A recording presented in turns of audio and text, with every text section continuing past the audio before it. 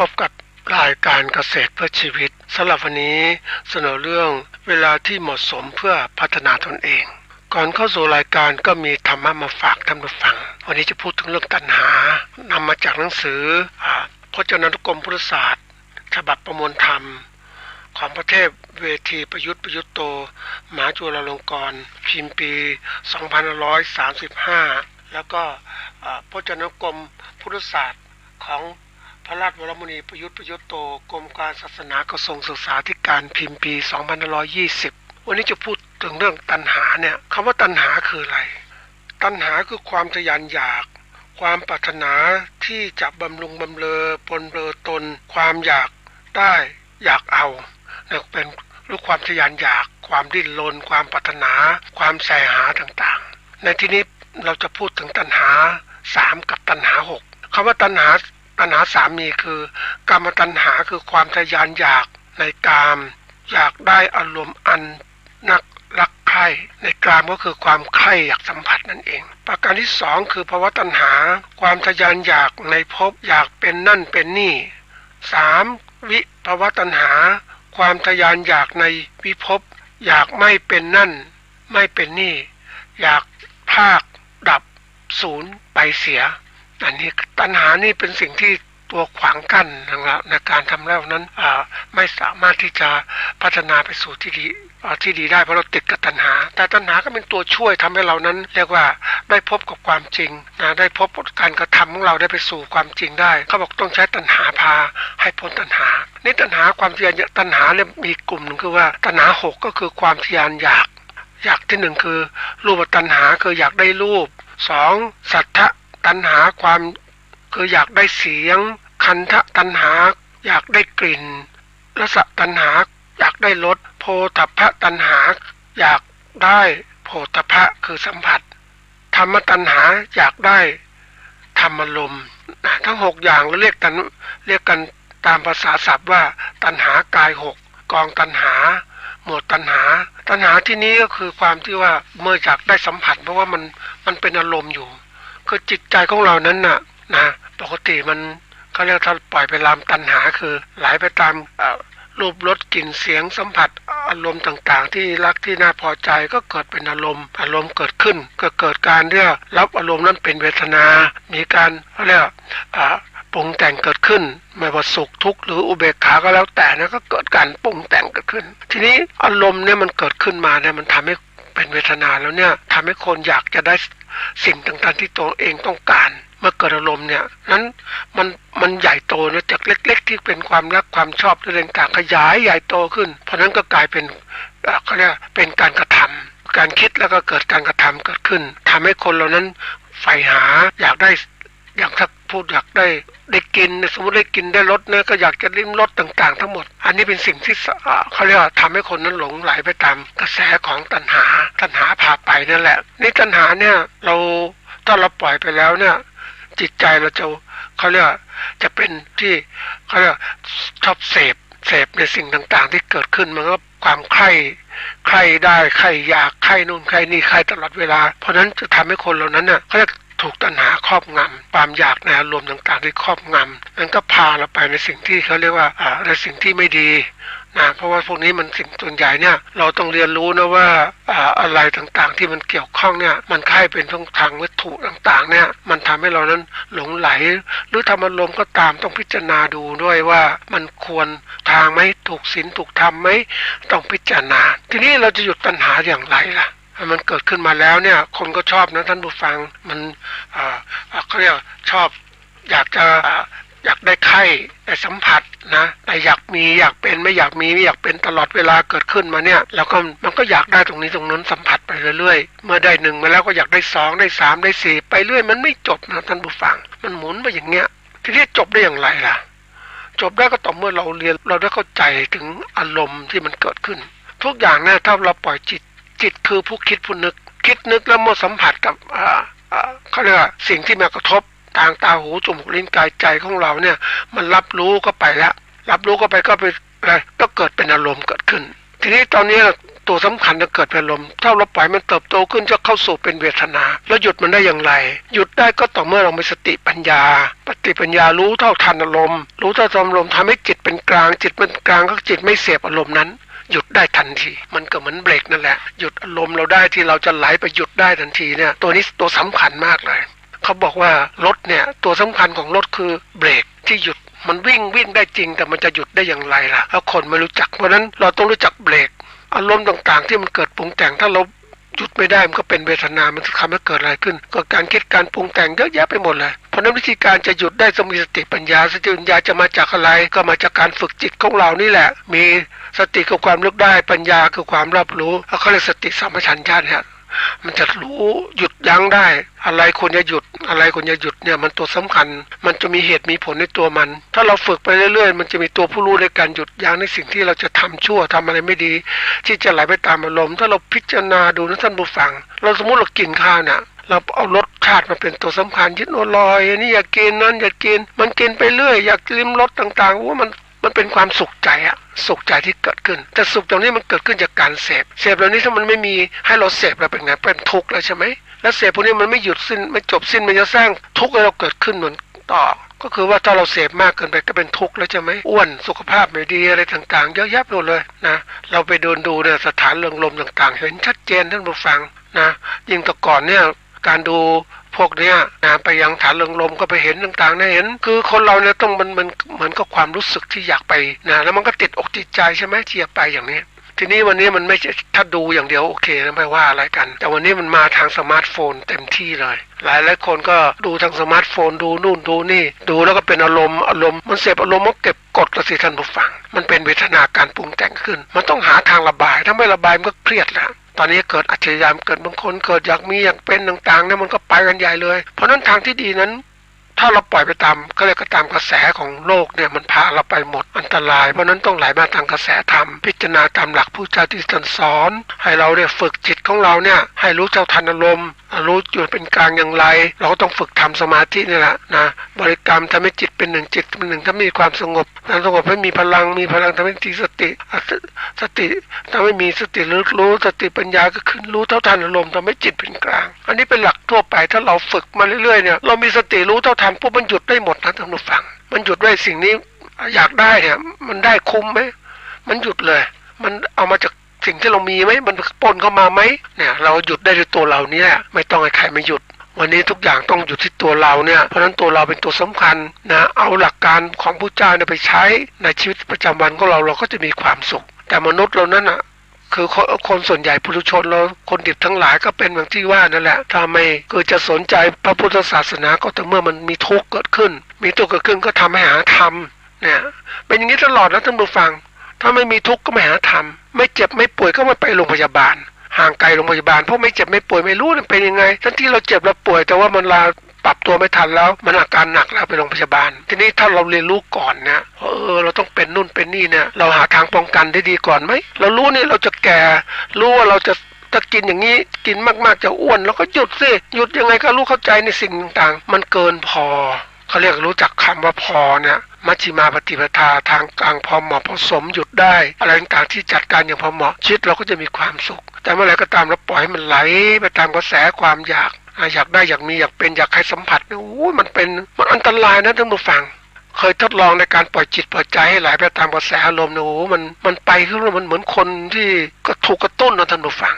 ถูกกระตุ้นก็อยากจะทำโน้นทำนี้มันคิดไปด้วยความคิดว่าเราปล่อยตัวเองไปตามกระแสของตัณหาที่มันมีอยู่นี่แหละมันพาไปมันอันตรายนะท่านผู้ฟังหยุดไม่ได้มันใหญ่โตมันหยุดไม่ได้เพราะนั้นจะหยุดมันได้ก็ตอนมันเล็กๆนี่แหละขณะที่ตัณหายังเล็กๆอยู่มันเพาะตัวอยู่เนี่ยเราหยุดมันได้ก็ดีมากเลยแต่ถ้าเราขยายตัวมันเติบโตใหญ่ขึ้นมันหยุดไม่ได้มันรถ10 ล้อขนาดใหญ่อย่างเงี้ยเบรกไม่อยู่อย่างเงี้ยไอ้คนถ้าเราเข้าใจนะท่านผู้ฟังไอ้ความทยานอยากต่างๆหรือเชื้อของความตัณหาเนี่ยแรกๆมันเล็กมันก่อนในจิตใจของเราเนี่ยแต่ถ้าเราไปใส่ใจใส่รุ่นใส่เชื้อมันเหมือนเชื้อโรคนั่นแหละขยายใหญ่โตเกิดขึ้นมันพัฒนาตัวมันเองอ่ะเราเป็นผู้เลี้ยงมันนะเลี้ยงมันก็ใหญ่โตสิตอนแรกๆเล็กๆก็ทำไมไม่กำจัดมันปล่อยมันใหญ่โตขยายจนทั่วร่างกายและทั่วจิตใจของเรานั้นเวลามันโตขึ้นกำจัดได้ยากเลยเพราะนั้นทำยังไงจะหยุดได้ก็หยุดตอนเล็กๆตอนนี้กำจัดมันเสีย เชื้อเหล่านี้กำจัดมันเสียก็คือเข้าใจหลักการพระเจ้านี่แหละเอาธรรมะมาใช้ในการพิจารณาว่าให้เขาถึงความเป็นจริงความเป็นจริงต่างๆมันหยุดได้จริงๆนะท่านผู้ฟังทุกอย่างนั้นมันหยุดด้วยความจริงคนเรามันก็ว่าถ้าเห็นความจริงมันรู้มันไฟนั่นแหละตอนแรกๆเราก็ไม่รู้มันร้อนหรอกมันแสงสว่างสวยดีแต่เรามือไปใกล้ไปจี้มันก็จะนี่ไฟมันร้อนจริงๆนะตอนแรกมันคิดมันร้อนนะแต่จับมันร้อนปุ๊บเราก็เริ่มรู้แล้วต่อไปถ้าเห็นไฟอย่างนี้เราจะไม่จับเนี่ยอันนี้คือตัวอย่างแต่มนุษย์เรานั้นมันอย่างที่บอกว่าพูดไปมันก็ไม่เชื่อเพราะว่าอะไรก็คือความที่ว่าเรานั่นเป็นตัวของตัวเองนะใครสอนไม่เชื่อว่าทุกข์จะไปเล่นกับมันนะมันอันตรายนะมันไม่ดีนะยาบ้าไม่ดีนะอบายมุขไม่ดีนะแต่เราก็อยากลองมันธรรมชาติอยากลองแล้วก็สัมผัสมันก็เลยทุกข์ทีนี้สัมผัสเนี่ยมันสัมผัสแล้วก็ทำไมมีสติปัญญาเบรกรู้เท่าทันมันจะไหลไปตามกระแสมันยาบ้าเนี่ยแหละคนเสพยาเสพสุรายาเสพติดต่างๆมันก็จะไหลไปตามกระแสเหล่านี้ไอ้ตัวที่กำลังดังๆอยู่ขณะนี้ก็น่าพิจารณานะท่านผู้ฟังเวลาเขาโฆษณาอย่างพวกของกัญชาเนี่ยกัญชาเนี่ยตัวหนึ่งละมันเป็นเวลาพูดก็พูดถึงคุณความดีเป็นนู่นเป็นนี่มันงับว่ามันดีมากนู่นนี้แต่เคยรู้ไหมว่าถ้ามันปล่อยไปไหลกระแสของความเสพที่หลังไหลไปตามกระแสของที่ฤทธิ์ยามันทำนะท่านผู้ฟังมันทำให้คนหลงไปนะหลงแล้วมันเคลิ้มไหลไปตามกระแสของการปรุงแต่งที่เกิดขึ้นมันเข้าสู่โลกการจินตนาการแล้วจินตนาการก็ไปเพ้อไปเรื่อยๆเลยอยากสัมผัสครั้งที่1ครั้ง2ที่3ไปเรื่อยที่สุดก็กลายเป็นสัมผัสตลอดเพราะต้องกินยาตลอดนั่นเองอยากสัมผัสนั่นเองเหมือนไคโรอีนนั่นแหละมอร์ฟีนอย่างเงี้ยเหมือนกันเลยระงับปวดต่างๆดีนู่นดีนี่มันวิเศษขนาดนี้ทีนี้กรณีวันนี้ที่เราอยู่กับพวกนี้เนี่ยนะเราต้องรู้เท่าทันนะท่านผู้ฟังถ้าเรารู้ไม่เท่าทันเราก็จะไหลไปหลงไหลกับมันนั่นแหละมันหลอกลวงเราไม่ว่าอบายมุขทั้งหมดนั่นแหละดื่มน้ำเมาเที่ยงคืนเที่ยวดูกันเล่นๆการพนันคบกันชั่วเป็นมิตรเกลียดข้างการทำงานต่างๆมันเกิดขึ้นจริงๆเลยนี่เราไม่รู้แล้วเพราะเราจิตเราอ่อนแอจิตเราไม่เป็นผู้มีสติก็เลยไม่มีสติปัญญารู้เท่าทันลมมันก็จะหลงไหลไปน่ากลัวนะวันนี้สิ่งที่มีอยู่มันรอบตัวเราเป็นสิ่งที่อันตราย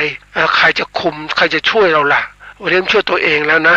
ต้องรู้ว่าอะไรที่ควรไม่ควรมีสติปัญญารู้เท่าทันว่าอันนี้มันมีพิษมีภัยอยากจะเสพดูที่เป็นไงทดลองจะทดลองไม่ต้องทดลองเราก็รู้ได้อยู่แล้วนะเพราะนั้นอย่าไปเสพมันถ้ารู้วันนี้ไม่ต้องห่างมันดีกว่าเพราะเสพมันก็ติด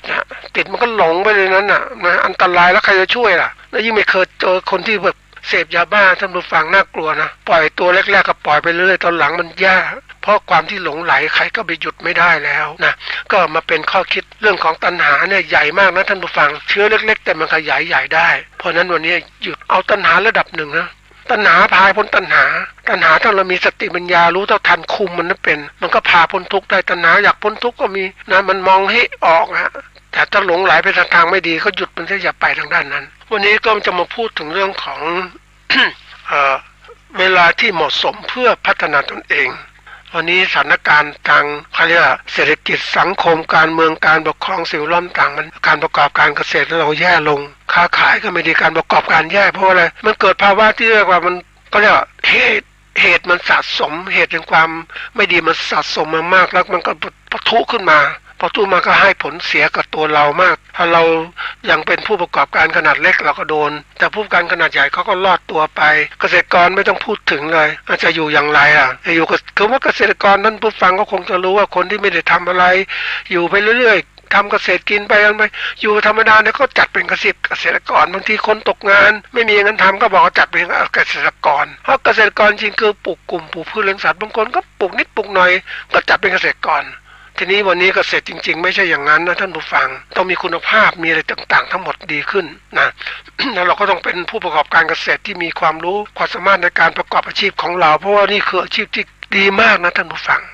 อาชีพของการเกษตรดีจริงๆเพราะอยู่กับการอาหารการกินทีนี้เราจัดการให้ดียังไงคือร่ำรวยยังไงก็ต้องบริหารให้เป็นมันก็เจ้าพ่อคือCPก็พูดประโยคนึงนะว่า เขาได้อ่านหนังสือเนี่ยชื่อเขาเขียนขึ้นมาว่าการที่เขาร่ำรวยขึ้นมาเนี่ยเขามองถึงการประกอบการเกี่ยวกับอาหารการกินตราบใดก็ตามคือคนต้องกินอาหารเพราะนั้นถ้าเราทำเกี่ยวกับอาหารการกินเราก็ต้องมีโอกาสใช่ไหมมีความร่ำรวยแต่ทีนี้เราจะร่ำรวยอย่างไรล่ะมันต้องคิดอย่างCPที่เขามองไปถึงเจริญก้าวหน้าอย่างไรในการจัดอย่างไรจะวางแผนยุทธศาสตร์อย่างไรในการเขาเรียกผูกขาด มีความสามารถในการแข่งขันที่สูงโดยต้นทุนการผลิตที่ต่ำนะราคาขายที่ต่ำเขาก็ขายแข่งคนอื่นได้สบายเลยก็คือทำมันผลิตแบบ mass production เขาเรียกว่าผลิตปริมาณที่มากต้นทุนต้นทุนก็ต่ำใช่ไหมแล้วก็สามารถครอบครองทรัพยากรในการผลิตต่างๆได้หมดลงมันก็เสร็จสบายเลยล่ะในการจะร่ำรวยเพราะนั้นก็เรียกจะบีบเกลือก็ได้หมดเลยแล้ววันนี้ที่เขามาคุมเรื่องของการตลาดทั้งหมดเนี่ยโอ้โหนักเขาเก่งนะคือความที่คนไทยเนี่ยเราก็เฉยๆไม่คิดอะไรบอกว่าอยู่กับโลกอย่างเนี้ยแต่ของเขาคิดถึงการที่ว่ามองถึงการประกอบการในโลกกว้างทั้งหมดเกี่ยวกับอาหารการกินเขาจึงร่ำรวยเขามองออกใช่ไหมมีวิสัยทัศน์ใช่ไหมคำว่าวิสัยทัศน์คือการมองไปข้างหน้าด้วยความที่มีสติปัญญารู้ว่าเหตุการณ์จะเป็นอย่างไรเพราะนั้นถ้าใครจับธุรกิจด้านการอาหารการกินให้เป็นนะรวยทุกหลายไม่ว่าจะผู้ประกอบภัตตาหารภัตตาคารต่างๆยังไปนั่งกินภัตตาคารนะท่านผู้ฟังอาหารจานนิดเดียวเองผัดผักอย่างเนี้ยผัดถั่วงอกอย่างเนี้ยท่านผู้ฟังจริงๆแล้วถั่วงอกถูกมากเลยนะถ้าไปอยู่ในจานในภัตตาคารโอ้โหเขาเรียกเต้าหู้ผัดถั่วงอกเต้าหู้อย่างเงี้ยโอ้มันนิดเดียวนะแต่แพงจริงๆนะแล้วก็กินมันนะอะไรที่มันเขาสามารถที่จะต้นทุนที่ต่ำขายกำไรที่สูงเขาจึงร่ำรวยเห็นไหมตัวอย่างนี้วิกฤตเกษตรมันเกิดขึ้นมาแล้วเนี่ยวันนี้เกิดมาเราไ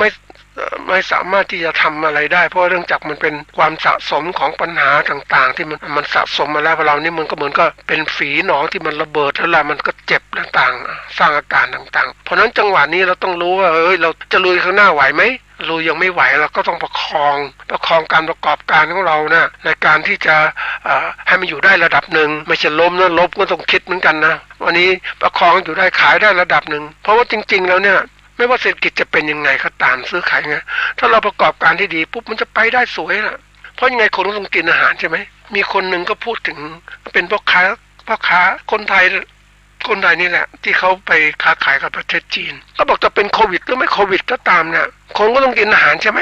เพียงจะกินอาหารนอกบ้านหรือในบ้านเท่านั้นแหละเพราะฉะนั้นถ้าเราจัดการเรื่องอาหารได้ดีส่งไปถึงบ้านเขาเนี่ยนะเขาต้องกินใช่ไหมเราก็ขายได้แล้วขายได้ราคาดีด้วยเพราะถ้าเป็นคนอื่นคู่แข่งเราหมดไปแล้วเนี่ยเราก็รวยใช่ไหมคิดอย่างนี้เขาก็เจาะตลาดจีนไว้นี่เป็นตัวอย่างทีนี้ช่วงนี้เนี่ยอย่างที่บอกว่าเวลาที่เหมาะสมเนี่ยนะวันนี้มันเกิดวิกฤตคือเวลาที่เป็นหัวเรี่ยวหัวต่อปัญหาต่างๆช่วงนี้เราก็เก็บข้อมูลไว้นะว่ามันเป็นวิกฤตเพราะอะไรต่างๆเก็บไว้ข้อมูลนี้เป็นเรื่องสำคัญนะท่านผู้ฟังถ้าเราเรียนรู้ต่างๆเราต้องหัดเก็บมันเป็นข้อมูลที่เกี่ยวข้องกับเกษตรต้องพยายามเก็บข้อมูลให้มากที่สุดเพื่อที่เรานั้นจะได้นำมาใช้ไม่ใช่ปล่อยข้อมูลที่สำคัญรั่วไหลไปเขาเรียกเจ็บแล้วไม่รู้จักจำไปคนบางคนก็เป็นอย่างเนี้ยเจ็บแล้วไม่รู้จักจำถูกเขาหลอกครั้งที่หนึ่งก็ปล่อยเขาหลอกครั้งที่สองที่สามอย่างเนี้ยบางคนบอกรู้เขาหลอกก็ปล่อยให้หลอกเนี่ยมันเป็นเรื่องที่จริงอยู่ปล่อยให้หลอกแต่เราต้องเก็บเราไม่ควรจะให้เขาหลอกหลายครั้งเดียวก็เกินพอแล้วนะเพราะนั้นเราก็เก็บข้อมูลไว้มันเป็นเหตุอย่างนี้นี่เป็นวิกฤตที่เป็นช่วงอันตรายนี่เราก็พลิกวิกฤตเป็นโอกาสสิในการที่เรารู้ถ้าเราเจาะช่องการทำการตลาดการทำการเกษตรของเราช่วงเวลาวิกฤตเนี่ยเราหาพลิกแพงในการทำตลาดเนี่ยถ้าเราทำได้ทำเลยนะในการที่เราจะพลิกตรงนี้เพราะคนอื่นสู้ไม่ได้เหมือนบริษัทใหญ่ๆเนี่ยผู้ประกอบการเกษตรขนาดใหญ่ที่เขาอยู่ได้ยังไงก็ตามก็เปิดร้านไว้แล้วร้านสะดวกซื้อต่างๆมีหมดยังเศรษฐกิจก็คือคนต้องกินแม้ไม่ออกจากบ้านก็ต้องกินนะแล้วสั่งอาหารเดี๋ยวนี้ก็เริ่มมีร้านพวกเนี้ยเขาก็เริ่มมีระบบที่เรียกว่าส่งอาหารส่งสินค้าเองนะก็จะเริ่มจัดเพราะว่าปกติใช้บริการคนอื่นแล้วเนี่ยมันก็ได้ระดับหนึ่งแต่ถ้ามีพนักงานเขาเองมีผู้ซื้อสินค้าสั่งทางโทรศัพท์ทางร้านก็มีเขาเรียกอะไรมีพนักงานมอเตอร์ไซค์คนส่งสินค้าไปเจอเรื่องนี้จริงๆนะท่านผู้ฟังร้านอะไรร้านขายอาหารอีสานนี่แหละนะส้มตำลาบหมูลาบเลือดต่างๆมีหมดเลยไก่ย่างนี่เขาเตรียมการไว้ปกติในช่วงก่อนๆเขาก็มีคนไปกินที่ร้านเขาเนาะนะเตรียมการเขาก็ทำทีนี้ปัญหาคนไม่มีเขาก็เริ่มคิดแล้วทำไงเขาก็มีโทรศัพท์ใครจะสั่งอาหารนะจะบริการทำอาหารอีสานส่งถึงบ้านทันทีมีพนักงานซึ่งคงก็ตกงานเยอะนะท่านผู้ฟังนะก็มารับเป็นผู้ที่ส่งอาหารไปยังให้กับผู้บริโภคที่บ้านเขาก็เริ่มคิดเขาก็ทำนะเขามีพนักงานตอนก่อนวิกฤตรู้สึกวิกฤตโควิดรอบที่ปลายที่หนึ่งนะ ที่สองที่หนึ่งเขาเริ่มแล้วที่สองที่สามนี้ก็คงเริ่มอยู่แล้วนะเพราะว่าเขาหวังว่าจะให้คนมาซื้อกินอาหารที่ร้านเขาเนี่ยมันน้อยลงแล้วเขาเตรียมการล่วงหน้านะเพราะมองไปออกว่าข้างหน้าจะเป็นอย่างไรเพราะนั้นนี่เขาก็พลิกวิกฤตเป็นโอกาสนะโอกาสในการทำธุรกิจแล้วคู่แข่งก็น้อยเพราะอะไรคู่แข่งตอนนี้หมดไปเยอะแยะเลยขายของไม่ได้บางคนก็เลิกกิจการบางคนกลัวโควิดก็เลิกไปหมดแล้วก็เขาก็สู้อยู่กับร้านของเขาเพราะนั้นคุมให้ดีเขาก็ไปได้สวยใช่ไหมแล้วก็ถ้าเศรษฐกิจมันฟื้นโควิดหายไปวิกฤตหายไปเขาก็ตั้งตัวได้เร็วกว่าใช่ไหมนี่เป็นตัวอย่างอันนี้ขนาดที่เขาคนผู้นี้เขาเรียกว่าผ่านประสบการณ์ของความเป็นเศรษฐีร่ำรวยนะแต่ความที่เขานั้นใช้ชีวิตที่ผิดไประดับหนึ่งหลงไปทาสอบายมุขเพราะนั้นโอกาสในการพัฒนาชีวิตเขาเหมือนกับว่าช่วงนี้เป็นช่วงตั้งต้นใหม่นะเริ่มสู้ชีวิตใหม่แล้วก็เริ่มได้ว่าเข้าใจศาสนาแห่งชีวิตลาภยศสรรเสริญสุขมันอยู่ไม่นานแล้วเขาก็เริ่มเข้าใจในหลักความเป็นจริงเพราะนั้นชีวิตที่ดีคือการครองชีวิตอย่างอยู่บนเส้นทางธรรมนั่นแหละมันจะไม่มีความประมาทแต่จะปล่อยชีวิตเป็นตามเส้นทางโลกตามกระแสความทะยานอยากของเรานั้นมันก็สร้างทุกข์อย่างนี้เพราะนั้นต้องหัดคิดนี่ไม่ใช่คิดแล้วให้เกิดนะท่านคือคิดแล้วเอามาลองดูแล้วก็อะไรต่างๆที่มันจะผิดพลาดเนี่ยไม่ให้มันเกิดขึ้นแต่บางคนก็ยอมปล่อยไปชีวิตให้มันไปตามกระแสของอะไรของโลกแล้วมันความผิดพลาดเกิดขึ้นมันก็สูญเสียหลายอย่างมากเลยจะปรับจิตปรับใจก็กลับเข้ามาสู่เส้นทางธรรมมันยากเหมือนกันนะเพราะนั้นการที่เรารู้เหตุต่างๆเนี่ยอะไรเป็นเหตุไม่ดีอย่าไปทำเลยนะทีนี้คำว่าโอกาสเนี่ยคือว่าเป็นคำว่าช่องทางหรือช่วงเวลาที่เหมาะสมหรือจังหวะเวลาช่วงนี้ก็เป็นจังหวะเวลาที่เราสามารถที่จะปรับปรุงการเกษตรของเราได้ถ้าเราเป็นผู้ประกอบการเกษตรปรับเลยนะอะไรต่างๆที่มันดูเก็บข้อมูลมาแล้วเนี่ยแล้วถามว่าคำว่าเหมาะสมเป็นไงเหมาะสมเป็นคำขยายเพราะพอเหมาะพอสมกันสมควรแก่การควรแก่กรณีนี่ควรกรณีคนนี้ที่เรามีอยู่ขณะเนี้ยนะวันนี้มันขายไม่ได้ก็ต้องไม่เป็นไรแล้วก็ประคองตัวเองแล้วก็นั่งทบทวนนะเราถ้าเศรษฐกิจมันฟื้นจะทำยังไงแล้วขณะเดียวกันก็ปรับปรุงหาข้อมูลความคิดในการประกอบการธุรกิจของเราอันที่หนึ่งก็คือว่าถ้ามันเกิดขึ้นเนี่ยนะไอ้ตัวหนึ่งสำคัญนะเวลานะสำคัญเวลาเนี่ยเป็นคำนามแปลว่าชั่วขณะความยาวนานที่มีอยู่หรือเป็นอยู่โดยกำหนดขึ้นเป็นครู่เป็นคราวเป็นวันเดือนปีแล้วแต่กำหนดเรากำหนดช่วงนี้เป็นช่วงที่ว่าเวลามันเรากำหนดแล้วมันถูกกำหนดเวลาชีวิตของเราเป็นยังไงมันเขาเรียกมันเริ่มต้นหรือเรียกว่าวัยรุ่นแล้วทำงานแล้ววัยทำงานหรือวัยแก่ชราต้องคิดเหมือนกันนะเราก็เตรียมการเวลาทำงานเราเป็นยังไงบ้างอันนี้มันจริงแล้วบางคนก็ช่วงเริ่มต้นแล้วมันก็ฟุบลงไปอีกจะขึ้นต่อสู้ไหมไม่สู้ซุ่มก็พังแต่ว่านี้ถ้าเราทำอะไรต่างขอให้มีความจริงจังล้มแล้วต้องลุกแล้วก็พยายามสู้ประคองตัวเองก่อนแล้วก็ไปจับเชือกไว้เหมือนนักมวยนั่นแหละถูกก็ต่อยมาก็น็อกมันยังไม่น็อกก็จะน็อกแล้วก็ไปจับเชือกไว้ก่อนอิงเชือกไว้เอาเชือกช่วยนะสักฟื้นสติมาครั้งหนึ่งมาหาทางต่อสู้ใหม่นะเพราะเราอย่างที่บอกว่าชีวิตคือการต่อสู้เพื่อการมีชีวิตรอดแล้วก็ชีวิตที่ดีอยู่รอดอยู่ดีมั่นคงยั่งยืนแล้วก็คิดตามลำดับขั้นที่เราวางไว้นะแล้วก็หาทางตรงนี้ทีนี้ว่าเรามาดูนะเมื่อจังหวะเวลามันเกิดขึ้นมาแล้วเนี่ยเรามาดูของการพัฒนามองไปการไกลนะจริงๆเราถ้าเราอยู่ประกอบการเกษตรเนี่ยเราก็ต้องพยายามดูสถานการณ์ต่างๆที่เกิดขึ้นอย่างที่บอกรูปแบบการพัฒนาการเกษตรของเราตั้งแต่นะ 1.0 2.0 3.0 4.0 นี่คือกำหนดขึ้นมาที่ภาครัฐกำหนดว่านี่เป็นช่วงจังหวะเวลาของการพัฒนาวันนี้เราอยู่ช่วงจังไหนล่ะ อยู่ช่วงจังหวะไหนนะระบบการรูปแบบการพัฒนาเกษตรของเราเนี่ย1.0 เนี่ยก็เป็นรูปแบบที่เน้นการลงทุนในภาคเกษตรนะที่เราทำมานานแล้วเนี่ยรายได้จากภาคเกษตรนะลูกหัตถกรรมต่างๆ มันก็ได้มาคือเราอยู่สมัยก่อนเราเป็นอย่างนั้นน่ะอันนี้ 1.0 ที่ก็จัดไว้นะอันที่2เนี่ยยุค 2.0 คือยุคเน้นอุตสาหกรรมเบานะแรงงานราคาถูกในอุตสาหกรรมเบาต่างๆที่เข้ามาเนี่ยในประเทศเราพวกของอะไรที่เข้ามาสมัยก่อนก็คืออุตสาหกรรมเย็บผ้าต่างๆ นะทอผ้าต่างๆที่เกิดขึ้นมาเนี่ยตัวอย่างนะก็อุตสาหกรรมเบาหัตถกรรมต่างๆซึ่งมันก็ค้าขายได้ระดับหนึ่งรายได้แต่มาถึงเขาเรียกเกษตร 4.0 ในยุคของอุตสาหกรรมหนักแล้วก็ส่งออกแล้วการผลิตสินค้าเกษตรของเราเนี่ยเน้นการส่งออกนะผลิตมันค้าขายในประเทศระดับหนึ่ง แต่ผลิตเพื่อการส่งออกเพราะนั้นเมื่อตัวนี้เป็นตัวที่จะทำรายได้จากการเขาเรียกว่ามาให้กับเราก็คือการที่เราจะหารายได้จากต่างประเทศคือเราใหญ่โตเกิดขึ้นแล้วเราเน้นอุตสาหกรรมหนักต่างๆที่เกิดขึ้นนะทีนี้ไอ้ตัวนี้แหละเป็นสิ่งที่เมื่อยุคของเกษตร 3.0 แล้วเนี่ยเราก็มุ่งหวังที่จะได้รายได้ตรงนี้เพราะนั้นเราก็พยายามจะเพิ่มคือพยายามมีการลงทุนในภาคเกษตรในการหาเทคโนโลยีต่างๆพัฒนาการวิชาการต่างๆเอามาช่วยพัฒนาการเกษตรของเราอันนี้มันก็เป็นตัวที่เราได้รายได้ตรงนั้นที่มาช่วงของเราเนี่ยในช่วงเนี้ยที่ผ่านมาเนี่ยที่เร็วๆเนี่ยก็คือเกษตร 4.0 เป็นยุคที่เน้นวิสัยทัศน์คือการมองไปข้างหน้าเน้นนโยบายที่เปลี่ยนแปลงจากเกษตรเปลี่ยนแปลงเศรษฐกิจนะแบบดั้งเดิมไปสู่เศรษฐกิจที่ขับเคลื่อนด้วยนวัตกรรมคือทุกอย่างแล้ววันนี้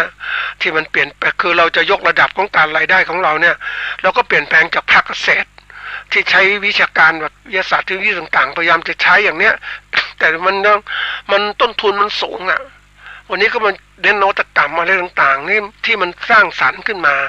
คำว่านวัตกรรมนวเป้าหมายกรรมก็คือการกระทำที่ใหม่ๆเกิดขึ้นพยายามเน้นพวกของการใช้เขาเรียกอะไรพวกหุ่นยนต์พวกอะไรต่างๆเหล่านี้พวกการประกอบการใช้เครื่องออโตเมติกเครื่องควบคุมคอมพิวเตอร์ต่างๆเพื่อที่จะลดต้นทุนการผลิตของเรา ให้มันต่ำลงเราถึงจะมีรายได้ที่มากขึ้นอันนี้เพราะนั้นก็บอกคำช่วง 4.0 เนี่ยเกษตร 4.0 คือเกษตรที่ทำน้อยรายได้มากเกษตร 1.0 เห็นชัดเจนทำงานเหนื่อยกับทุ่งนาตากแดดตากฝนตรงนั้นรายได้สมมติว่าข้าวเนี่ยได้ นึกถึงเนื้อไปทำได้นะนิดเดียวนะท่านผู้ฟังตอนไล่ได้ 2-3,000 บาทเท่านั้นนะโอ้กำไรแค่นี้เหนื่อยจะเป็นแทบตายแต่ถ้าเรามาทำเกษตรอย่างที่มีคนก็ทำนะก็เอางาถ้าขายมันกิโลไม่เท่าไหร่เป็นพืชน้ำมันที่หนึ่งงานน่ะแต่เขาเอามาแปรด้วยนวัตกรรมเขาก็แปรรูป เขาว่าคั้นน้ำมันงาคั้นน้ำมันงาเนี่ยปกติคนคั้นน้ำมันงาก็จะมีอุปกรณ์ต่างๆใช้เยอะแยะพวกเครื่องจักรกลต่างๆเนี่ยมันเขาก็ใช้ทีนี้มันทำให้น้ำมันงามันเปลี่ยนแปลงสภาพไปเยอะมากคุณค่าก็ต่างแต่นี้เขาใช้ด้วยระบบที่ว่าบีบอัดน้ำมันงาด้วยเครื่องจักรด้วยเครื่องเขาเรียกด้วยเครื่องกลทางน้ำต่างๆกังหันน้ำต่างๆในการทำให้บีบคั้นค่อยๆบีบไปจะได้น้ำมันงาที่มีคุณภาพแล้วก็ขายอันนี้ก็ตัวอย่างแทนที่จะขายงาเป็นกิโลเราไม่กี่บาทกับขายงาเนี่ยขวดหนึ่งประมาณครึ่งกิโลมั้งท่านผู้ฟังเวลาก็บอกไปใช้ทำอะไรไปใช้ในการที่ยำสลัดต่างๆเนี่ยขวดทั้ง300-400 บาทท่านผู้ฟังครึ่งกิโลเองอะเห็นไหมมันแตกต่างไหมแตกต่างนี่คือการใช้นวัตกรรมที่มันมีอยู่เพราะฉะนั้นไอ้ตัวนี้เป็นตัวสำคัญที่เราจะต้องคิดดูว่านี่รูปแบบของการพัฒนาการเกษตรวันนี้เราอยู่ในขั้นของการที่เรียกว่าเกษตร 4.0 แล้วนะใครยังไม่อยู่เกษตร 4.0 ก็อันตรายนะ อันตรายเพราะอะไรก็คือว่ามันจะไปไม่ได้เพราะว่าอุตสาหกรรมเกษตรเนี่ยเราเนี่ยที่เขามีอยู่ใหญ่ๆเนี่ยเขาเป็นเขาเรียกอุตสาหกรรมเกษตรที่ขนาดหนักแล้วนะคือมันก็เขาเรียกหนักส่งออกนะมันบริษัทใหญ่ๆที่เขาทำการเกษตรเนี่ย นะเขาผลิตขึ้นมาเพื่อการส่งออกเอาตัวอย่างนะเอาง่ายๆเนาะถั่วและญี่ปุ่นอย่างเงี้ยเป็นตัวอย่าง นะก่อนนี้ไม่เคยคิดว่ามันจะใหญ่โตอย่างเนี้ยคือญี่ปุ่นต้องการบริโภคถั่วและแต่มาทีนี้การทำในประเทศญี่ปุ่นมันแพงค่าแรงงานมันแพงต่างๆก็มาที่ประเทศไทยนะการที่จะมีพันธุ์ถั่วและก็ถั่วเหลืองนั่นแหละแต่เป็นพันธุ์ที่คัดมาเพื่อการบริโภคเขาก็เอามาที่ประเทศไทยมีการเชื่อมต่อกับเขาเรียกว่าฝ่ายการตลาดของเขาอะคือคนญี่ปุ่นเขาก็ต้องเตรียมอาหารไว้ประเทศเขาใช่ไหมเขาก็มาหาที่ประเทศอื่นผลิตก็พบประเทศไทยได้ นะสามารถที่จะผลิตถั่วเหลืองฝักสดส่งไปญี่ปุ่นได้เขาก็มาทำความร่วมมือกับกลุ่มเกษตรกรกับมหาวิทยาลัยต่างๆนะเริ่มทำการผลิตขึ้นมาคัดขึ้นมาเอาพันธุ์มาแล้วผลิตมาปลูกยังไงเก็บยังไง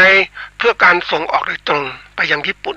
ตลาดรองรับเต็มที่แล้วก็รวมกลุ่มเกษตรกรมีระบบบริหารยังไงมีทุกอย่าง การควบคุมคือเรื่องการผลิตถั่วเหลืองครบสมบูรณ์ทุกอย่างนะควบคุมโรคให้น้ำให้ปุ๋ยต่างๆหมดเลยเพราะนั้นเขาก็ได้ถั่วเหลืองที่ดีไปส่งประเทศเขาอันนี้คือตัวอย่างเสร็จแล้วก็จากการผลิตอย่างนี้เป็นเกษตรกรในเครือข่ายก็เริ่มมีการพัฒนาเป็นเขาเรียกว่าแทนที่จะเป็นถั่วเหลืองแล้วธรรมดาเนาะก็เป็นแบบว่าเดี๋ยวนี้ก็มีแล้วผลิตใส่ถุงเลยนะคนสามารถกินได้เลยไปเปิดกินได้เลยอันนี้คือมันเร็วขนาดนั้นน่ะนะตอนก่อนนี้ก็กว่าจะต้มกว่าจะอะไรเอาไปสดกวักสดส่งไปเนี่ยเดี๋ยวนี้มีการทำเป็นสำเร็จรูปเลยก็สามารถขายเดี๋ยวนี้ไม่พอก็พาทำเป็นถั่วเหลืองนะอีกแบบเป็นเมล็ดเลยไม่มีฝักแล้วนะก็ส่งออกนี่คือการพัฒนาที่เกิดขึ้นเขาเรียกว่ามันเป็นรายได้ที่ดีมากนะในการทำตรงนี้แต่รายได้เหล่านี้เกิดขึ้นมันก็เหมือนกับว่าเป็นความร่วมมือของกลุ่มพ่อค้าในญี่ปุ่นแล้วก็ผู้เกษตรกรผู้ผลิตในเมืองไทยรวมกลุ่มขึ้นมาแต่กำไรก็ยังดีอ่ะพอมีกำไรได้แต่เราไม่ได้ทำสมบูรณ์แบบโดยตัวมันทั้งหมดเองโดยตัวเรากับเป็นผู้ที่ส่งออกนะอันนี้คือระบบที่มันเกิดขึ้นนะนี่ทีนี้มาดูว่านี่เป็นเรื่องของว่าระบบการเกษตรที่มันพัฒนานะทีนี้มาดูว่าเราเห็นแล้วโลกพัฒนาเกษตรมันเป็นยังไงวันนี้มาดูว่าเขาบอกว่าไอ้ตัวที่ในการที่จะพัฒนาให้มันต้นเกษตรที่ดีขึ้นเนี่ยต้องมีอะไร มีการที่เรียกว่าการรวบรวมข้อมูลและขั้นตอนการจัดการข้อมูลทุกๆอย่างที่มันมีอยู่ไม่ว่าการให้น้ำให้ปริมาณน้ำฝนปริมาณปุ๋ยต่างๆเนี่ยเราต้องมีข้อมูลช่วงฝนปริมาณฝนเท่าไหร่เก็บไว้ในการจัดการเอามาอะไรเพื่อเป็นตัวชี้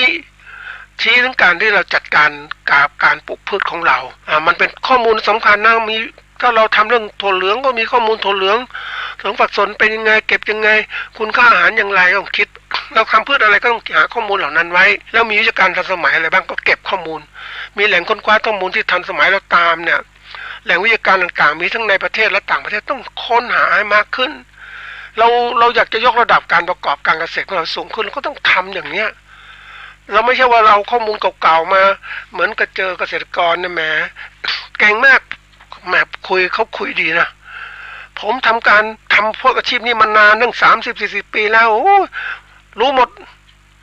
รู้เลยรู้เท่าที่เขารู้นั่นแหละท่านผู้ฟังตัวเองรู้ยังไงก็รู้เท่านั้นแหละเพราะโลกทัศน์ตัวเองมันแคบไงแต่ถ้าเราดูโลกทัศน์ของความที่เราเห็นรู้จริงๆยังไงนะเพลินผู้บรรยายอยู่ในโลกของความโลกยุคใหม่ เราเห็นโลกมาแล้วเนี่ยก็คุยกับเกษตรกรแต่เกษตรกรอวดตัวเองว่ารู้นู่นรู้นี่คือรู้ตรงเนี่ยมันไม่ถูกหรอกท่านผู้ฟังเราเองถ้าเราศึกษาจริงๆสิ่งที่เรารู้เนี่ยมันไม่พอมันไม่ทันสมัยกับโลกที่มันเปลี่ยนแปลงอ่ะยิ่งเราเห็นโลกมามากขึ้นเป็นมันจะตำหนิใครอะท่านผู้ฟังก็ตำหนิตัวตนของผู้ประกอบการเกษตรคนนั้นที่เขาเห็นโลกแคบเขาไม่ศึกษาแล้วไม่ยอมรับว่าโลกมันเปลี่ยนแปลงทางวิทยาการต่างๆเขาไม่ค้นข้อมูลเพราะนั้นโอกาสในการผลิตสินค้าเกษตรก็ต้องถูกเอารัดเอาเปรียบง่ายๆไม่รู้นั่นเองนี่เราต้องมีข้อมูลทุกเรื่อง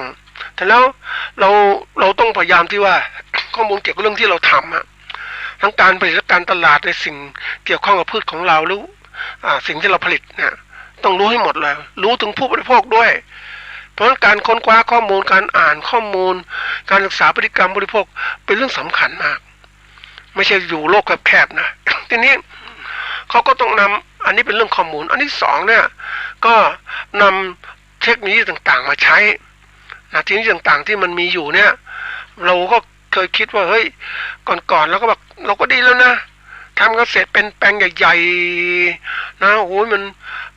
เขาเรียกว่าในแนวพื้นที่ราบนะเราก็ทำตามอย่างเนี้ยเราก็ไม่สามารถผลิตได้แต่ว่าเดี๋ยวนี้ยุคใหม่เขาทำการผลิตแบบว่าเป็นในเรือนกระจกคือในแนวสูงขึ้นไม่ต้องการที่จะ พื้นที่กว้างหรอกเอาพื้นที่เท่านี้แหละแต่ว่าขยายเป็นหลายๆชั้นเราสามารถผลิตพืชผลได้อย่างที่ไปดูเขาผลิตอะไรผลิตพืชผักในเรือนกระจกที่เป็นรูปแบบที่เรียกว่า ไฮโดรโปนิกปลูกพืชในน้ำมีปุ๋ยมีอะไรพร้อมทุกอย่างเลยแล้วแสงไฟก็มาจากหลอดฟลูออเรสเซนต์ที่มันมีอยู่นี่แหละ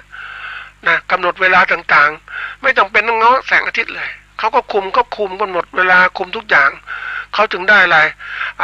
ได้วิธีการผลิตที่ดีแล้วก็ออกมาสู่ตลาดต้นทุนนี่ต่ำเพราะนั้นในรูปแบบเราเนี่ย เขาต้องใช้อะไรระบบควบคุมอัตโนมัติมันจะมีปลูกพืชในเรือนกระจกมีการพัฒนาเรียกอะไรทำงานของเซ็นเซอร์กับเทคโนโลยีคือ AI นะระบบควบคุมการปลูกพืชต่างๆระบายอากาศอย่างไรทุกอย่างอัตโนมัติหมดแล้วก็คุมแสงคุมอะไรต่างๆหมดแล้วขับเลือกสายอย่างด้วยนะแล้วพวกนี้ทำพวกหุ่นยนต์ก็มาช่วยในการทำแต่นี้ระบบการปลูกพืชนะปกติเราก็มักจะเราก็หยอดเขาเรียกว่าหยอดเมล็ดตัวเองนะเพาะต่างๆหยอดเมล็ดต่างๆแล้วนี้ก็มีเครื่องจักร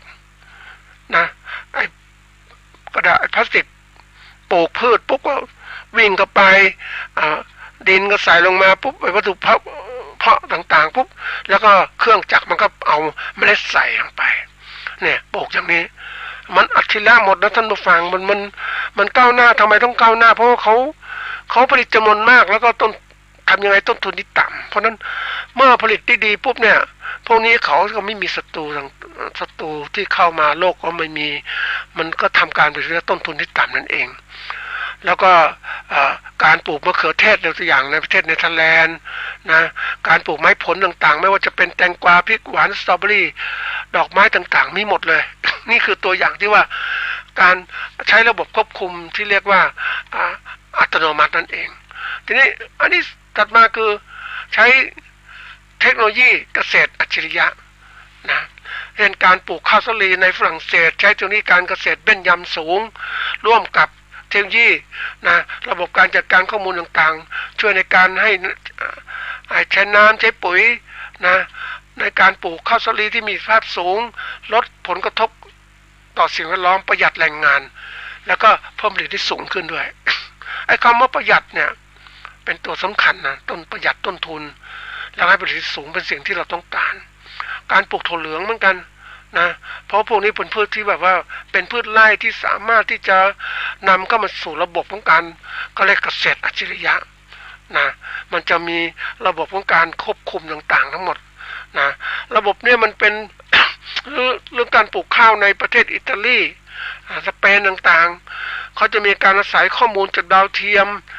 ข้อมูลจากท้องถิ่นเป็นยังไงดาวเทียมก็สามารถจะรู้ได้ว่าจะมีเขาเรียกสภาพของเมฆฝนยังไงเกิดขึ้นยังไงจะเมฆตกยังฝนจะตกมากไหมแล้วก็ทุกอย่างมันจะมีความแม่นยำเราก็อย่างที่บอกความแม่นยำคือมันเที่ยงตรงมันจะมีตัววัดอุณหภูมิตัววัดปริมาณน้ำฝนถ้าทุกอย่างมั่นคงปุ๊บเนี่ยมันก็สามารถคำนวณทุกการที่เราจะให้น้ำให้ปุ๋ยให้พืชเราได้นะมันจะทุกอย่างมันพร้อมระบบพวกนี้ที่ว่าต่างประเทศมันใช้พัฒนาเนี่ยคือระบบเกษตรอัจฉริยะเนี่ยมันเกิดขึ้นมาแล้วนะมันก็ทั้งที่ใช้เขาเรียกอะไรไอ้ตัววัดคือคำนวณน้ำฝนคำนวณอะไรต่างทั้งหมดแล้วก็สู่การวางแผนการผลิตอันนี้เป็นตัวที่สำคัญมากในวงการนะท่านผู้ฟังว่ามันเป็นสิ่งที่โลกเขาพัฒนาไปในวารสารที่เขาเรียกว่าทางวิทยาการระบบการเกษตรของต่างประเทศมันก็คือในต่างประเทศพูดตรงๆนะภาครัฐเขาเนี่ยเขาให้ความสำคัญต่อการเกษตรเพราะว่าเกษตรคืออาหารเกี่ยวข้องทุกตัวเพราะนั้นเวลางานวิจัยต่างๆมันจะเกิดขึ้นมีวารสารพิมพ์ให้เกษตรกรหรือผู้สนได้รู้ได้เข้าใจแล้วก็นำไปใช้ปฏิบัติเพราะเกษตรกรเนี่ยจะทำทุกอย่างเองไม่ได้หมดหรอกงานวิจัยต่างๆก็ต้องอาศัยข้อมูลจากภาครัฐมาแตกต่างประเทศไทยใช่ไหมเนี่ยประเทศไทยจะเป็นยังไงเราอย่างนี้ประเทศไทยว่าพูดตรงๆนะท่านผู้ฟังการให้ความสำคัญกับเรื่องการเกษตรเนี่ยของเราเนี่ยน้อยลงนะ น้อยลงมากเพราะว่าเราไปใช้เอาเงินไปซื้ออย่างหนุนซื้อวุฒิซื้อนู่นซื้อนี่ไปไม่สนใจเกษตรกรฟังเราเห็นชัดเจนว่ากรมวิชาการเกษตรมีงบประมาณน้อยไม่ได้แล้วก็พวกกรมป่าไม้เหมือนกันในการหาแหล่งหาเงินทุนในการปลูกดูแลรักษาป่ายังไงมันไม่ค่อยมีประมงก็เหมือนกันเราเห็นเนี่ยรัฐบาลยิ่งผ่านมาเนี่ยเห็นเน้นเรื่องการก็เลยหารายได้จากการท่องเที่ยวทุ่มงบประมาณไปสร้างนู่นสร้างนี่ต่างๆทั้งหมดเลยแต่ลืมไปว่าสิ่งที่เราจะเป็นครัวของโลกต้องทำตรงนี้แต่เราไม่ได้ทำเห็นไหมปล่อยไปตามธรรมชาติเขาเรียกเกษตรธรรมชาติมันเป็นสิ่งที่อันตรายนะท่านผู้ฟังเกษตรธรรมชาติก็อยู่ธรรมชาติแต่ธรรมชาติมันไม่ดีแล้วอะบางคนไปเน้นออร์แกนิกอย่างเนี้ยมันเป็นเกษตรธรรมชาติมันได้ระดับหนึ่งเท่านั้นแหละท่านผู้ฟังมันสร้างกับได้สภาพแต่การได้คุณประมาณปริมาณมันไม่ได้เพราะนั้นเกษตรจริงๆเนี่ยเกษตรเขาเรียกเกษตรแบบพิถีพิถันที่ใช้ทุกอย่างอย่างเหมาะสมเคมีก็ใช้แล้วก็ใช้แต่ว่าใช้แล้วเนี่ยอย่างเหมาะสมเลือกใช้อย่างถูกต้องเนี่ยมันก็ทำให้พืชผลเราดีขึ้นแล้วก็ผู้บริโภคก็ได้รับความปลอดภัยสิ่งแวดล้อมก็ไม่เสื่อมโทรมแต่พอเกษตรธรรมชาติมันไม่มีแล้วท่านผู้ฟังเดี๋ยวนี้นะมาถามว่าจะมีไหมไหลก็แปลงปลูกเหมือนธรรมชาติไหมไม่มีน้ำแข็งประเทศไทยไม่มีน้ำแข็งไม่มีไม่หิมะไม่มีมันจะละลายตามเหมือนประเทศอื่นๆไหม มันไม่มีนะมันเป็นเกษตรอาชีพเหมือนเหมือนกับอิสราเอลนะเขาอยู่ในทะเลทรายเขาได้น้ำจากไหนน้ำจากทะเลเอาทะเลมากันเป็นน้ำจืดแล้วก็ไปใส่ลงพืชของเขาเนี่ยเขาใช้ระบบอะไรต่างๆที่เป็นทันสมัยเขาถึงอยู่ได้อยู่รอดได้แต่เรานั้นเราก็ไม่ได้ใส่ใจนะนี่เป็นปัญหาแล้วเราวันนี้อาจจะเป็นทะเลทรายก็ได้นะท่านผู้ฟังเพราะว่าไปดูพื้นที่ของการเกษตรของเราเนี่ยเราเพิ่มปริมาณผลผลิตของพืชผลของเราเนี่ย ด้วยการขยายพื้นที่มากขึ้นผลผลิตถึงเพิ่มขึ้นแต่ถามว่าพื้นที่ต่อหน่วยผลผลิตต่อหน่วยพื้นที่มันเพิ่มขึ้นไหมไม่ก็เพิ่มเพราะเราไม่มีเงินวิจัยพืชพันธุ์ไม้หรือพันธุ์สัตว์ต่างๆให้มันดีขึ้นนะเราก็ได้ระดับหนึ่งเท่านั้นแหละแต่ถ้าเราต่อไปเราขยายแบบนี้พื้นที่ต้นไม้ป่าไม้ถูกทำลายหมดแล้วไม่มีพืชไม่มีแหล่งเก็บกับแหล่งเขาเรียก แหล่งเก็บน้ำฝนแหล่งทำนู่นทำนี่นะที่ธรรมชาติมันไม่มีนะมันนะยิ่งไปเจอสภาพที่ว่าในจังหวัดสุโขทัยหรือพิจิตรแถวนู้นนะคือชาวบ้านเนี่ยต้องสูบน้ำใต้ดินมาทำการเกษตรนะท่านผู้ฟังเพราะน้ำในพื้นที่มันไม่ค่อยมีเขาต้องมีแหล่งเจาะน้ำใต้ดินอย่างวันนี้ที่ภาคเหนือเราก็มีเขาเรียกปลูกลำไยเนี่ยเราก็อะไรเจาะน้ำใต้ดินไหมลำไยนะดูแลลำไยถามว่าเฮ้ยมันคุ้มกันไหมถ้าพูดถึงต้นทุนนะท่านผู้ฟังคือจริงอยู่ว่าน้ำสูบน้ำด้วยไฟฟ้ามันยังใช้ได้น้ำยังมีอยู่แต่ทีนี้ถ้าเราพูดถึงการที่เราจะได้กำไรสูงสุดเนี่ยหายังไงนะก็ต้องพยายามหาธรรมชาติช่วยลดต้นทุนยังไงแต่นี้มันปลูกพืชไปแล้วปลูกพืชบนไหลเขาอย่างเนี้ยที่มันไม่มีคือป่าไม้ไม่มีแล้วมันก็ไม่มีเพราะนั้นต้องเอาน้ำที่น้ำใต้ดินน่ะยิ่งไปเจอเขาปลูกเขาทำลายป่านะ เป็นพื้นที่ป่าแต่เขาบุกรุกป่าไปปลูกพืชไม้ผลเศรษฐกิจแล้วคือภาครัฐเองไม่มีระบบของการปกปักรักษาสิ่งแวดล้อมธรรมชาติและอย่าประการหนึ่งคนมันมากขึ้นเพราะนั้นคนก็เลยบุกรุกไปปลูกไม้ผลบนที่สูงบนที่ต่างๆแล้วก็ไม่มีน้ำไม่มีตอนแรกๆน้ำฝนมันดีอยู่ใช่ไหมตอนนี้มันฝนตกลงมาพวกก็ถูกไหลเพราะไปลงไหลบ่าไปเร็วมากบางทีก็ไหลบ่าไปลงในพื้นที่ของคนที่เขาเก่งเขามีทุนเยอะๆเขาก็ขุดบ่อไว้เก็บกักน้ำไว้ใช้นะทีนี้รายอื่นไม่มีทำยังไงก็ต้องสูบน้ำใต้ดินขึ้นไปใส่อ่างเก็บน้ำข้างบนเพื่อจะดูแลพืชต่างๆไอ้การที่ว่าทำแบบนี้ต้นทุนการผลิตมันสูงขึ้นพื้นที่บางพื้นที่นั้นไม่มีความเหมาะสมที่จะไว้เลือกปลูกพืชแบบนี้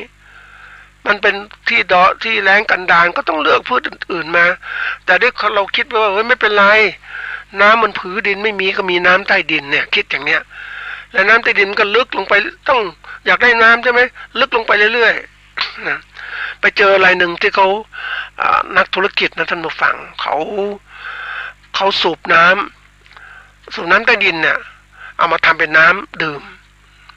อันนี้มันเขาก็พูดให้ฟังว่ากว่าจะพบเนี่ยนะคือระดับน้ำใต้ดินมันก็ลึกนะ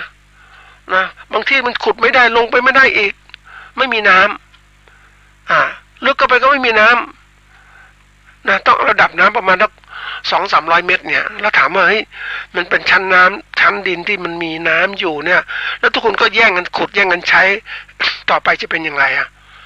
เห็นไหมนะทางแก้เนี่ยทางแก้ทุกคนก็คือแก้ปัญหาแบบเฉพาะหน้าไม่มีใครคิดแก้ปัญหายาวๆว่าทำยังไงป่าไม้อุดมสมบูรณ์แล้วเปลี่ยนพืชเราได้ไหมพืชที่มันใช้น้ำเยอะๆไม่ใช้น้ำน้อยๆแล้วเป็นพืชเศรษฐกิจตัวไหนไหมที่ทำอะไรได้ดีๆขึ้นมันจะปล่อยอย่างนี้นี่คือตัวอย่างถ้าเราคิดในภาพรวมของประเทศมันจะเห็นเลยว่านี่คือความไม่มั่นคงในการประกอบการเกษตรของเราการผลิตเดี๋ยวนี้มันต้องคิดนะว่าเราจะลดต้นทุนยังไงอย่างคิดทำไม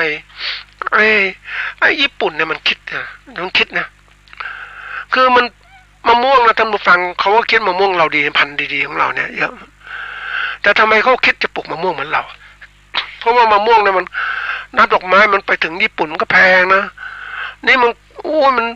แพงแล้วยิ่งไปอย่างนี้ปุ๊บเนี่ยเขาก็คิดในแง่ธุรกิจของเขาเนี่ยก็มองให้ญี่ปุ่นก็มีน้ำดีอะไรดีแต่อากาศมันร้อนอากาศมันเย็น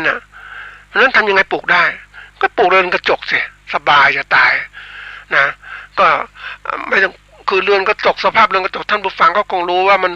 ข้างในมันก็ร้อนเพราะรังสีมันผ่านไปแล้วก็ติดสภาพเรือนกระจกทำให้อุณหภูมิภายในเรือนกระจกมันสูงมันเหมือนกับประเทศไทยปลูกนะมันก็สามารถที่จะปลูกได้มะม่วงได้สบายๆเลยใช่ไหมมันก็รู้เขาก็ศึกษาสภาพดินอุณหภูมิพวกของคือเรื่องพืชรู้หมดแล้วความต้องพืชต้องการอะไรอุณหภูมิขนาดไหนต้องการธาตุอาหารไหนเขาจัดหาได้หมดเลยดินเนี่ยเขาเตรียมไว้พร้อมเลยอุณหภูมิเนี่ยอยู่ในเรือนกระจกเพราะฉะนั้นมะม่วงไม่ต้องต้นไม่ต้องใหญ่ต้องอยู่ในเรือนกระจกแล้วต้นเตี้ยโอ้โหมันสวยมันดีมากๆเลยท่านผู้ฟังมันสามารถที่ว่าเทียบกับเรานะเราถ้าพูดถึงต้นทุนจริงอยู่เขาเสียต้นทุนแรกๆคือเรือนกระจกมันเหมือนต้นทุนของที่ลงทุนไว้แต่ระยะเขาได้กำไรแล้วน้ำก็มีพร้อมทุกอย่างอะไรต่างๆอัตโนมัติหมดไม่มีศัตรูต่างๆมาถึงประเทศไทยถามว่ามะม่วงจริงอยู่ว่ามีมะม่วงเต็มน้ำดีต่างๆเนี่ยแต่การที่มันอยู่ในภาพโล่งแจ้งเนี่ยแล้ว บางที่น้ำดีบางที่น้ำไม่ดีแล้วถามว่าระยะยาวเป็นไงถ้าน้ำใต้ดินมันหมดลงไปแล้วมันนั่นไปปุ๊บเนี่ยมันอันตรายไหมเห็นไหมของเขาจะมีน้ำอย่างภูเขาต่างๆที่มันมีอยู่มันไหลมายังไงแต่ละปีน้ำหิมะมันก็ต้องละลายอยู่แล้วเขาก็ได้น้ำมาฝนก็มีเนี่ยเพราะฉะนั้นพริกแพงที่นี่นิดนึงเขาก็สามารถได้มะม่วงมาขายราคาถูกลดราคาแพงเท่ากับเราถ้าเขาราคาเท่ากับเราปุ๊บเนี่ยเขาได้กำไรมากกว่าค่าขนส่งไม่มีอะไรไม่มีปุ๊บเขาก็คุมละเห็นไหมนี่เขาเตรียมการเขามองไปถึงข้างหน้าเพราะฉะนั้นเราเองเนี่ยต้องพยายามที่จะพัฒนาอย่างไรให้มันดีขึ้นในการที่เรานั้นจะทำการเกษตรเพราะโลกเกษตรเนี่ยท่านผู้ฟังเป็นโลกที่ว่าการปลูกพืชเลี้ยงสัตว์ต้องพยายามที่จะทำโลกที่ว่ามันทำแล้วร่ำรวยแต่ทำไมคนเราทำเกษตรกรทำไม่ร่ำรวยเพราะเราถูกเอาเปรียบตลอดเวลาวันนี้เราจะพึ่งใครก็พึ่งตัวเองนั่นแหละอยากเรียนรู้อยากจะร่ำรวยก็ต้องพยายามตรงนี้ใช้จังหวะนี้เป็นตัวทำว่าเราเรียนรู้คือช่วงเนี้ยเราลุยไปข้างหน้าไม่ได้เพราะมันเป็นปัญหาแต่ช่วงนี้เป็นช่วงที่เราต้องมาคบคิดถึงปัญหาต่างๆและมาสู่การตัดสินใจเพื่อพัฒนาตนเองทำยังไงจะพัฒนาตนเองได้อย่างไรให้มันอยู่ว่าเขาเรียกว่าพัฒนาตนเองให้ดีขึ้นนั่นแหละจริงๆแล้วพัฒนาตนเองมันจะมีหลายอย่างมากนะท่านผู้ฟังคือการที่จะเตรียมตัวยังไงเนี่ยอย่างที่เล่าถึงเกษตรกรที่ว่าทำตัวเหมือนก็เป็นผู้รู้ฉันรู้ผู้พูดไม่รู้เขาก็พูดอย่างนั้นแหละ ฉันรู้มาก่อนฉันทำมาก่อนฉันอยู่ในวงการนี้มา30-40 ปีแล้วฉันรู้มาหมดฮะคือไม่ได้มองว่าเดี๋ยวนี้โลกความรู้มันทันกันหมดแล้วท่านผู้ฟังมันขึ้นอยู่ว่าคนที่เรียนรู้นะเรียนรู้แบบจากอะไรเรียนรู้จากโลกที่กว้างขวางหรือเรียนรู้จากโลกที่คับแคบ เราเรียนรู้ต่างๆหาความรู้เพื่อความเป็นจริงแล้วเราจะรู้ยังไงก็ต้องผัดตัวเป็นนักวิจัยทำให้มันจริงๆเราจะเห็นโลกที่กว้างขึ้นอย่างที่เคยกล่าวไว้ว่าคนเรานะ่ะไอ้ความรู้นะมันทันกันหมดแต่ความที่ว่าคนเรามีทิฏฐิมานะความถือตัวถือตนนะฉันเป็นผู้รู้ฉันเก่งฉันเกิดมาก่อนมันเป็นอย่างนี้นะเหมือนผู้ใหญ่บางกลุ่มบางคนที่อยู่นะโอ้เด็กรุ่นใหม่ไม่ได้เรื่องได้แล้วฉันรู้มามากเนี่ยนะฉันเรียนรู้ฉันดื่มก็เรียกนะดื่มน้ำร้อนมาก่อนเจ้าประเภทแบบนั้นนะฉันเก่งนะแต่ถามว่ามันคนรุ่นใหม่มันไม่ใช่นะคนรุ่นใหม่นี่มันไวนะการสื่อสารเร็วมากนะการค้นหาข้อมูลเร็วมากนะแล้วแหล่งข้อมูลมีมากมายทีเดียวเขาใช้แหล่งข้อมูลศึกษาที่สื่อต่างๆเข้าหาข้อมูลในสมัยก่อนนะเวลาที่เราจะได้ข้อมูลต่างๆนะท่านผู้ฟังจากการเป็นนักวิจัยนะเราจะต้องวิจัยก็ค้นหาข้อมูลพื้นฐานว่าในสิ่งที่เราจะทำอย่างมะม่วงเนี้ยเราหวังจะเพิ่มผลิตมะม่วงทำยังไงเราก็เข้าไปสู่ความรู้เกี่ยวกับมะม่วงค้นหาตำรามะม่วงมีตำราต่างๆเขียนไว้ตำราในประเทศไทยเขียนอย่างนี้ต่างประเทศเขียนอย่างนี้เราต้องดูเปรียบเทียบว่าตำราประเทศไทยนั้นเขียนมาเอาข้อมูลเข้ามาแปลเป็นภาษาไทยแล้วได้ข้อมูลระดับหนึ่งแต่ว่าต่างประเทศเขาเป็นตำราวิจัยเงี้ยมันก็หาข้อมูลเขาเก็บข้อมูลไปแล้วก็เขาก็มีการต่อยอดมีงานวิจัยต่างๆเราต้องเรียนรู้เฮ้ยมันทำไงมะม่วงจะออกดอกยังไงแล้วออกดอกแล้วเนี่ยมันจะติดผลได้ดีไหมเราใช้พึ่งผสมเกสรได้ไหมมันจะพัฒนามันมีอะไรเยอะแยะนะท่านผู้ฟัง ยิ่งเข้าไปศึกษาเนี่ยโอ้มันน่าสนใจเนี่ยน่าสนใจก่อนเนี่ยเวลาเราจะได้ข้อมูลก็อ่านตำราต่างประเทศมันแพงนะมันก็ต้องถัดมาก็คือตำราพวกวารสารวิจัยต่างๆเกี่ยวกับมะม่วงต้องค้นเข้าไปอีกนะในนี้ค้นบางทีบางอย่างมันมีต้องหาทางเรื่องของอะไรทางอิเล็กทรอนิกส์เข้าไปอีกนะไปค้นห้องสมุดต่างๆไปนั่งดูอ่านกว่าจะได้นะท่านฟังมันไม่เหมือนกับนะฉันรู้เกษตรกรบอกรู้เนี่ยนะไปเจอที่บอกรู้คุยไปมายังอ่านหนังสือเขายังอ่านไม่ค่อยได้เลยเขาเรียนรู้แบบจากพ่อแม่ถ่ายทอดมาเท่านั้นเองเห็นไหมเขาคิดแค่นั้นก็ถูกแล้วนะไอ้ตัวร้ายที่สุดก็คือคนเนี่ยมันมีทิฏฐิมานะก็การถือตัวถือตนเนี่ยฉันน่ะเป็นผู้รู้ฉันเก่งนะฉันอยู่วงการนี้มานานบางทีคนพวกนี้ก็อย่างที่บอกว่าเขาก็ได้ข้อมูลผิดอ่ะไม่ถูกต้องแล้วยึดข้อมูลผิดเป็นถูกยิ่งร้ายใหญ่เลยนั่นผู้ฟังบางคนทำตัวเหมือนคนล้นเขาเรียกชาล้นถ้วยอ่ะไม่รับอะไรทั้งต่างทั้งรู้หมดแหละนะนี่คือตัวร้ายของการเรียกอุปสรรคในการพัฒนาตนเองของเกษตรกรหรือผู้ประกอบการเกษตรหลายๆรายที่มันเกิดขึ้นจริงๆแล้วไอ้ความรู้ต่างๆมันเปลี่ยนแปลงตลอดเวลานะท่านผู้ฟังเราได้ข้อมูลมาแล้วเนี่ยเราคิดข้อมูลนั้นถูกแล้วเราก็มาทำต่างๆถูกแล้วแต่ข้อมูลชุดใหม่มันพัฒนาไปไกลกว่านั้นอีกค้นคว้าไปถึงระดับอย่างมะม่วงพันธุ์ไหนดินเอเป็นอย่างไรรู้อีกลึกซึ้งก็ไปอีกมันมหาศาลมะม่วงพันธุ์นี้ผสมอันนี้เป็นยังไงมันออกดอกยังไงเนี่ยมันดูมันมากไปอีกท่านผู้ฟังคือมันลึกยิ่งโลกวิทยาศาสตร์มันเติบโตขึ้นเนี่ยนะมีการค้นคว้าวิจัยมากขึ้นโดยการใช้วิทยาศาสตร์ที่มันเจริญก้าวหน้าเทคโนโลยีต่างๆทันสมัยมากขึ้นเพราะนั้นวิทยาการก็รวดเร็วการเติบโตอย่างที่ดูเนี่ยการเติบโตทางวิชาการของการเกษตรเนี่ยมันกว้างขวางมากนะท่านผู้ฟังมันเร็วกว่าเดิมมากเขาเรียกว่าแต่ก่อนเนี่ยเราช่วงเวลา10-20 ปีนะกว่าจะได้วิชาการก้าวหน้าอย่างนี้แต่นี้ใช้เวลาประมาณ3 ปีวิชาการก้าวหน้าเร็วกว่านี้อีกเห็นไหมนี่คือตัวอย่างเพราะนั้นเราอย่าหยุดนิ่งการที่เรายึดกับความรู้ดั้งเดิมเรียนรู้ใหม่ๆเนี่ยอันนี้ที่เล่าให้ฟังเป็นตัวอย่างว่าเราอยู่ในโลกเกษตรหรือผู้ประกอบการเราก็หัดคิดถ้าเรามีเวลาคิดเนี่ยเจอปัญหาต่างๆนั่งคบคิดมันรู้ไปหน้าก็นั่งคิดไปก่อนทบทวนว่าเฮ้ย เราดูในโลกของเกษตร 4.0 แล้วเนี่ยมันไหวไหมเนี่ยวันนี้เราขาดอะไรไปยิ่งไปอ่านข้อมูลต่างประเทศแล้วยิ่งหุยมันเป็นอะไรที่แบบข้อมูลมีความสำคัญมากการวิเคราะห์ข้อมูลสำคัญต่อมาแล้วการนำวิทยาศาสตร์ที่จะไปใช้ในรูปแบบที่เรียกว่าสมาร์ทฟาร์มเมอร์สมาร์ทอะไรเทคโนโลยีต่างๆเนี่ยนะที่มันทันสมัยเนี่ยมันมาใช้อ่ะนะอย่างที่เราไปคิดนะมะม่วงมันใช้ปลูกเนี่ยต้องมีพึ่งผสมเกสรนะเอาเราสิทำไมก็มันเป็นที่ได้คุณภาพเป็นที่ดีใช่ไหมนะเห็นไหมในโลกของการวิทยาศาสตร์นะเราต้องหัดเรียนรู้นะครับวันนี้ฝากไว้ที่จบไปแล้วนั้นเป็นรายการเกษตรเพื่อชีวิตดำเนินรายการโดยอาจารย์พิชัยคงพิทักษ์